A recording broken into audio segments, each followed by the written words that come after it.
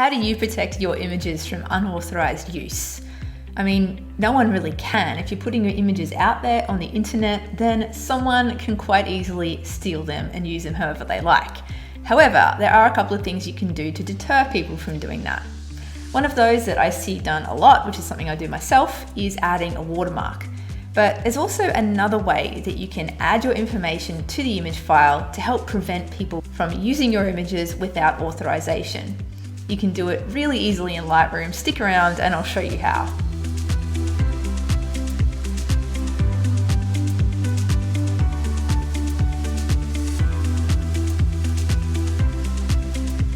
Hi, my name's Charlotte Reeves. I'm from Unleashed Education and you've tuned into another Editing Toolbox video where we share one quick tip, trick or technique to help make your pet photography editing life easier. So, protecting your images online. I highly recommend adding a watermark before sharing your images, but there's another thing that you can do, and that is to add custom metadata to your image. Now, you might have heard the term metadata, but not really understood what it means. So metadata is built into an image file. It's not something that you can see just looking at the image, but it is stored with or in the file itself. So every image has metadata that relates to the camera type, the lens type, the exposure details, the time and date the image was shot, the size of the image, the resolution of the image. All of that information is embedded into the file or stored with the file. And that's all information about that image. So that's all stored in a format called XMP, which means Extensible Metadata Platform. You didn't really need to know that, but that's just what it's called. So this data in this format can be added to. Now you can add information about who the photo was taken by, where it was taken, if the image is copyright or not, and also contact details for you as the photographer. Most programs that open and work with images will also allow you to see that metadata. You can do it in Photoshop, I'll show you how later on, and you can also do it in Lightroom. The awesome thing about Lightroom is you can actually use Lightroom to build that information into the file. You can set up a preset, you can do it on import, or you can do it to images that are already in your library. It's really simple to do. I'm going to show you how. So I imported these images into Lightroom just now. I haven't included any extra metadata in the images on import because I want to show you how to do it after you're already in Lightroom. So if you're in the library module, you can go into the metadata panel. You might need to open that up on the right-hand side. Now, most times this will be set to default because people don't often change this setting. I actually recommend setting it to EXIF and IPTC. When this information is on display, it actually gives you a lot more data about the image. You can see when it was taken, the file size, the dimensions, all your exposure settings, all that good stuff. So there's also information down here about copyright and contact details. Now, it's put the artist as Charlotte Reeves, the creator as Charlotte Reeves. If you have some kind of subscription to Adobe Creative Cloud, generally you'll have a username. And for me, that username obviously is Charlotte Reeves. And I think that's why it just puts that as the creator and also as the artist. So I'm not 100% sure, but I'm pretty sure that's why that's already got Charlotte Reeves in there. But we can put a lot more information in there. So if we scroll back up here, you can create a preset that you can apply to your images. So let's go into preset here. I actually have one already, but I'm going to create another one just for the purposes of demonstration. So if you click Edit Presets, it will bring up an Edit Metadata Presets dialog box here. So let's go and put some information in. Now, the two areas that you want to add information to are going to be IPTC Copyright and IPTC Creator. So copyright, if you need to do a copyright symbol, it's just Option G, and you would just put your name in there. Copyright status, my images are all automatically protected by copyright as an artist in Australia, so I can put copyrighted there. Now I'm going to leave rights usage terms and copyright info URL blank because that's not really applicable at this point. Now under IPTC Creator, it's put Charlotte Reeves in here. Again, I think that comes from the Adobe ID.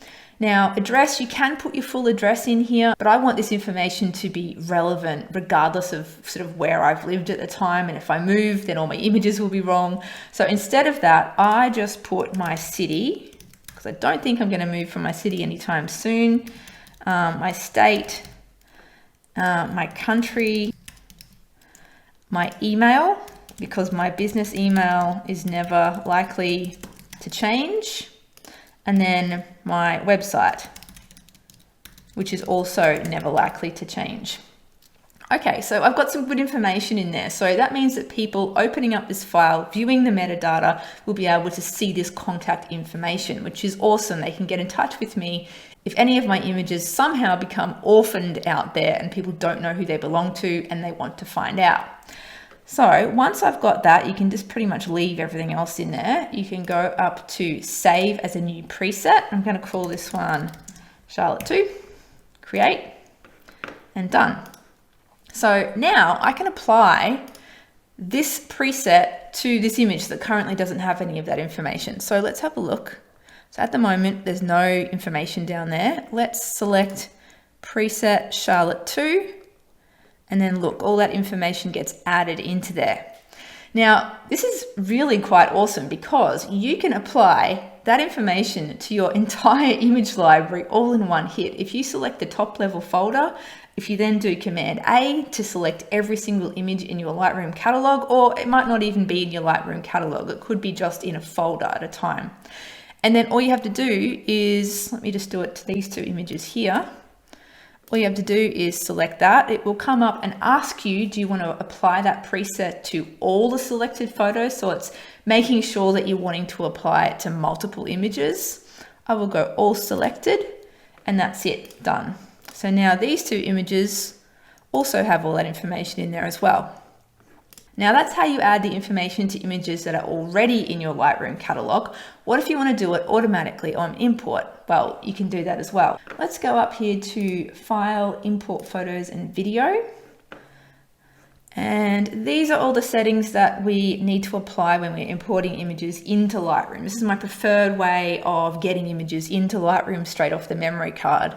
So over on the right-hand side here, you've got file handling, file renaming. I'll link to another tutorial I've done about that one. And then under apply during import, it gives you the option to select a custom metadata preset. So I'm going to go Charlotte 2. So I'm just going to check the location. Yep, that's fine. And so now when I import all of these images, they're going to have all of that custom metadata applied already. So instead of importing them all, I'm going to just import a few. So let's choose these cute ones of Enzo here. I'm going to go import. And a short while later, we have all these images here. Now, let's have a look at the metadata. So you can see immediately that the preset is selected up the top here, and then scrolling down here, you can see all of this lovely contact information. Now, let's say we do a few little edits to this image here. These aren't going to be fantastic, but here you go. I've done some edits to the image. I want to export this image as a JPEG, but I don't want to lose any of that really precious metadata in there. So when I go Shift Command E to bring up my export dialog box, if I'm going to export this as, say, a JPEG, so here's a preset that creates a JPEG. JPEG's a file format. It's going to resize it. Now in the metadata section here, I've got all metadata selected, and that will ensure that all the metadata goes across to the JPEG file, because it is possible to strip all the metadata out if you want to. I never do this though. So you can either have it as all metadata, or you can actually just specify copyright only or copyright and contact info only. That'll strip all the rest of the metadata out of the image, but it will keep all of that contact info and copyright info in there for you. So let's just do that. And we're going to export this. I'm going to show it in Finder when I export it. Actually, no, I'm going to open it in Photoshop. So let's go export. Okay, here's the image opened up in Photoshop. Now, if we want to check and make sure that's all been included, we just have to go File, Info, which is here. Or you can also use the keyboard shortcut, which is surprisingly fun to do, which is Shift, Option, Command, I. It's quite a complicated one, but for some reason it's fun. So as you can see here, under the IPTC data, we've got creator, Charlotte Reeves, we've got my email, my web address, my location, all of that good stuff. Down here under the copyright notice, we've got copyright Charlotte Reeves. So all of that has been transferred across. Now, if you look at camera data, you'll notice that it hasn't transferred any of that information across. That's because we selected only for it to include the copyright and contact data. If we'd done all metadata, then all of this would have been filled in. And that's what I recommend. I don't really see any point in stripping metadata out of an image when you export it as a JPEG or another file format. It just doesn't make a lot of sense. But there you go. So one final note, if you do go back to Lightroom and you want to open up this file in a different raw editing program, that custom metadata that you added might not necessarily be built into the metadata in the image. You might have to save that metadata as what's called an XMP sidecar file.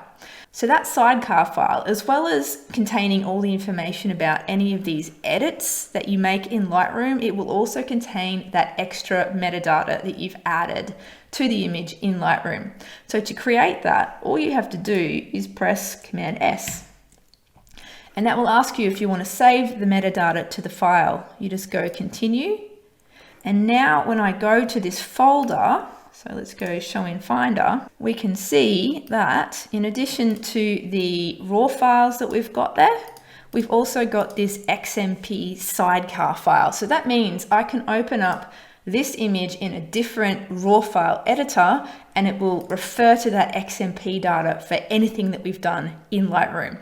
So if you're only using Lightroom, you probably don't really need to know that, but it is handy if you use multiple raw photo editing programs. So in addition to using a watermark, consider adding in that custom metadata. It can be a really great deterrent for people using your work illegally, and it can also provide a really handy way for people to get in touch with you if they find your image but don't know who the image belongs to.